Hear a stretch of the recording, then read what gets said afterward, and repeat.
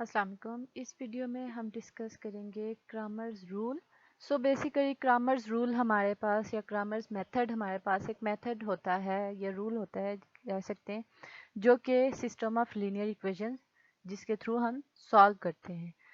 सो Kramers rule basically हमारे पास एक ऐसा मेथड है जिसमें के डिटर्मिनेंट्स इन्वॉल्व होते हैं, कोफिशिएंट मैट्रिसेस के डिटर्मिनेंट होते हैं, coefficient matrix with respect to variables के जो हैं वो डिटर्मिनेंट्स इंक्लूड होते हैं। क्रामर्स रूल बेसिकली हमारे पास ये रूल भी उस वक्त एप्लीकेबल होता है जब हमारे पास जो कोफिशिएंट मैट्रिक्स होता है उसका determinant not equal to zero हो। अगर उसका डिटर्मिनेंट ज़ीरो के इक्वल आ जाए तो वो हमारे पास सॉल्यूशन पॉसिबल नहीं होता। इस वजह से हमारे पास क्रामर्स रूल भी एप्लीकेबल नहीं होता। यहाँ पे मैं टू वेरिएबल्स के लिए जो है वो केस डिस्कस करने लगी हूँ। सिमिलरली 3, 4, 5 मतलब 2 से अबव जितने भी केसेस आ जाएं वो हमारे पास सेम इसी वे से सॉल्व हो सकते हैं।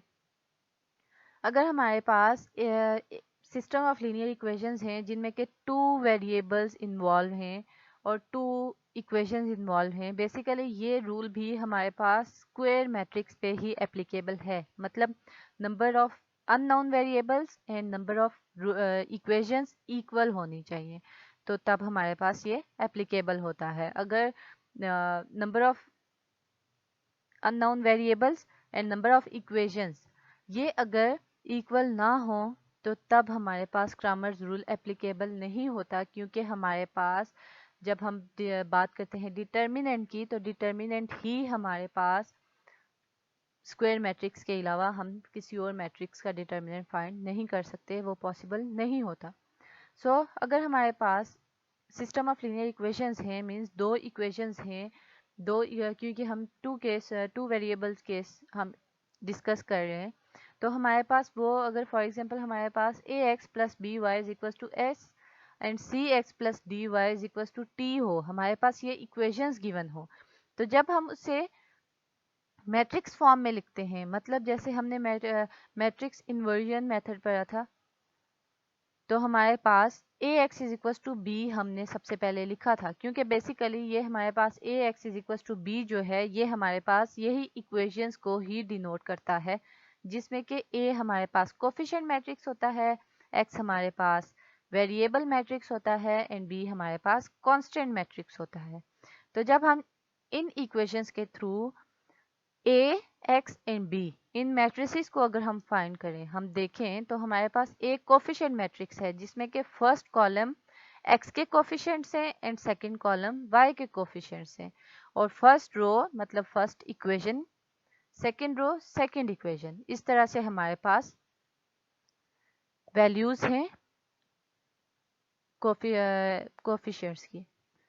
जब हम वेरिएबल्स की बात करते हैं तो जो हमारे पास फर्स्ट वेरिएबल होगा, मतलब जो फर्स्ट कॉलम होगा जिस वेरिएबल का, वो वेरिएबल आएगा first element of column, and second column जिस वेरिएबल का होगा कोफिशिएंट्स का होगा, हमारे पास कॉलम के सेकंड एलिमेंट वो ही वेरिएबल होगा। सिमिलरली हमारे पास अगर 3 का है तो थर्ड इन्वॉल्व हो जाएगा, 4 का है तो फोर्थ इन्वॉल्व हो जाएंगे, मतलब सेम ऐसे ही हमारे पास आगे चलेगा।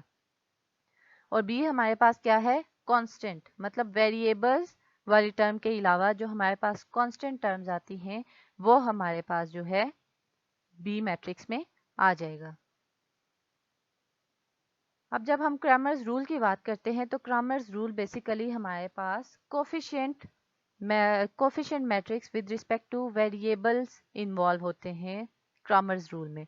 तो जब हमारे पास फर्स्ट वेरिएबल x है, तो जब हम coefficient matrix with respect to x करें, मतलब हम a with respect to x करें, तो जो हमारे पास x वेरिएबल वाला कॉलम है वो रिप्लेस होगा कांस्टेंट मैट्रिक्स के साथ।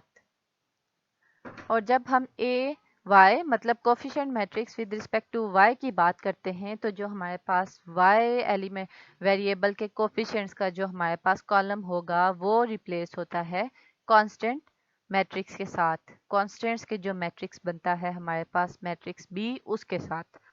तो हमारे पास x जो है वो इक्वल होता है ax का determinant divide by determinant of a, and y हमारे पास इक्वल होता है determinant of a y divide by determinant of a. अगर थर्ड वेरिएबल की बात आ जाएगी, जिसमें कि फॉर एग्जांपल अगर हमारे पास z आ रहा है, तो वो हमारे पास z is equal to a z determinant of a z divide by determinant of a हो जाएगा। सिमिलर सेम वे है, बट अगेन अगर हमारे पास कोफिशिएंट मैट्रिक्स का डिटर्मिनेंट 0 के इक्वल आ जाता है, तब ये रूल एप्लीकेबल नहीं होगा। सबसे पहले हम एग्जांपल एक डिस्कस अगर हम करें, तो टू वेरिएबल का ही केस में अगेन लेने लगी हूँ, जिसमें कि अगर हमारे पास इक्वेशन हो 2x plus 3y is equal to 4 and 2x minus 4y is equal to 3, तो जब हम उसे मैट्रिक्स फॉर्म में लिखेंगे तो हमारे पास ax is equal to b form में, तो हमारे पास सबसे पहले कोफिशिएंट मैट्रिक्स आएगा 2 3 2 minus 4, then variable matrix and then constant matrix. यहाँ पे अब कांस्टेंट 4 3 है, तो फर्स्ट इक्वेशन का 4 है तो 4 आएगा, सेकंड का 3 है तो 3 आएगा, क्योंकि यहाँ पे हमने कोफिशिएंट मैट्रिक्स में भी फर्स्ट रो फर्स्ट इक्वेशन की लिखी है और सेकंड रो सेकंड इक्वेशन की लिखी है। तो सबसे पहले हम इसका डिटर्मिनेंट फाइंड करेंगे। अगर डिटर्मिनेंट में कोई भी इशू हो तो मैं आई बटन में डिटर्मिनेंट जिस वीडियो में हमने डिस्कस किया था वो गिवन कर दूंगी। तो जब हमने इस कोफिशिएंट मैट्रिक्स का डिटर्मिनेंट फाइंड किया है, तो वो हमारे पास आ रहा है -4, मीन्स डायगनल एलिमेंट्स आपस में मल्टीप्लाई होके बीच में माइनस साइन, फर्स्ट डायगनल आपस में मल्टीप्लाई होगा, देन माइनस सेकेंड डायगनल आपस में मल्टीप्लाई होगा। ये 2 क्रॉस 2 के या 2 बाय 2 मैट्रिक्स के डिटर्मिनेंट का रूल होता है। अब ये -14 है जो कि नॉट इक्वल टू 0 है, मतलब हमारे पास इसका सोल्यूशन पॉसिबल है। तो इसके लिए हम क्या करेंगे, सबसे पहले हम ax फाइंड कर लेंगे, क्योंकि हमारे पास फर्स्ट जो है कॉलम x है। ए वाई भी फाइंड कर सकते हैं, इट्स अप टू यू कि आप एक्स पहले फाइंड करते हैं या ए वाई पहले फाइंड करते हैं। तो जब हम ए एक्स की बात करेंगे, तो जो हमारे पास एक्स वेरिएबल का जो कॉलम होगा वो रिप्लेस होगा कांस्टेंट मैट्रिक्स के साथ।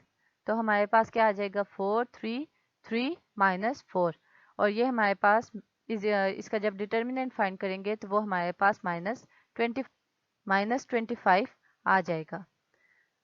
सो सिमिलरली ए वाई हम फाइंड करेंगे और वो हमारे पास -2 आ रहा है। अब यहाँ पे एक केस बनता है कि अगर हमारे पास ए एक्स या ए वाई में से किसी भी value coefficient matrix with respect two variable अगर उसका डिटर्मिनेंट हमारे पास 0 आ जाए, तो इसमें कोई भी प्रॉब्लम नहीं है, हमारे पास वेरिएबल की वैल्यू 0 आ सकती है, बट कोफिशिएंट मैट्रिक्स का डिटर्मिनेंट 0 के इक्वल नहीं आना चाहिए। अगर वो आ रहा है तो फिर हमारे पास सोल्यूशन पॉसिबल नहीं है। अगर coefficient matrix with respect two variable का डिटर्मिनेंट 0 आ रहा है तो इसमें कोई भी प्रॉब्लम नहीं है। तो हमने अब ए एक्स का डिटर्मिनेंट फाइंड कर लिया है, ए वाई का डिटर्मिनेंट फाइंड कर लिया है। हम x is equal to a x determinant divide by determinant of a में वैल्यूज पुट करके उसे सिंप्लीफाई करेंगे, तो हमारे पास x की वैल्यू आ जाएगी।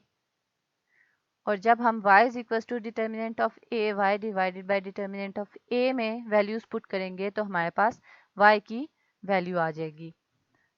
जब हम इसका सोल्यूशन सेट लिखेंगे, तो हमारे पास सबसे पहले सोल्यूशन सेट में हमारे पास होता है कि कर्ली ब्रैकेट्स में वैल्यूज आते हैं, और जब हमारे पास मोर देन वन वेरिएबल आएगा तो वो पेयर फॉर्म में वैल्यूज लिखी जाएंगी, जो कि हमारे पास स्मॉल ब्रैकेट्स जिन्हें हम बेसिकली कहते हैं, उनमें एज अ पेयर डिनोट होगा, जिसमें के फर्स्ट एलिमेंट x होता है, सेकंड एलिमेंट y होता है जब हम x एंड y को डिस्कस करते हैं। तो सेम ऐसे ही हमारे पास 3 वेरिएबल 4 वेरिएबल इन सब के लिए भी ये सॉल्व होगा। जस्ट डिफरेंस हमारे पास डिटर्मिनेंट में आएगा, जिसमें के डिटर्मिनेंट हमारे पास डिफरेंट हो जाते हैं, फाइंड करने का मेथड डिफरेंट हो जाता है। उसके लिए आपको आई बटन में डिटर्मिनेंट फाइंड करने की वीडियो गिवन कर दूंगी।